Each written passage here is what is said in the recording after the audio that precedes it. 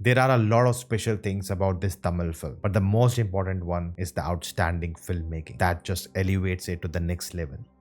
Let's talk. Hello guys, I'm Nona Prince and today we're talking about Mari Selvaraj's ʋaːခိaɪ. Now since the release of the film, there's so many people who have recommended me to watch this. Even the trailer was so good. And knowing Mari Selvaraj and his films, I expected it would be a special film. But after watching it, it just left me in awe and sadness. A very weird combination. Now the film is streaming on Disney Hotstar in 7 languages. So whichever language you prefer, you can watch this film in. And I love the fact that a small film like this is available in all these languages. I guess being produced by Disney Hotstar helps. Now to talk more about the film, I have to delve into the spoilers. So if you have seen the film, then only continue watching. Now I've seen all the director's films and later in the video I'll rank them. But ʋaːခိaɪ has to be number 1. Because for me, it's an all-out display of craft. From the storytelling to the cinematography to the editing to the music to the performances, every department was top notch. They just nailed it. It was an immersive experience throughout the running time of the film. I was just lost in the world of Sivanaindhan, which is based on the true events of the director's own life. When I finished the film, I was just shaken because Mari Selvaraj just didn't go through all of it in his childhood. He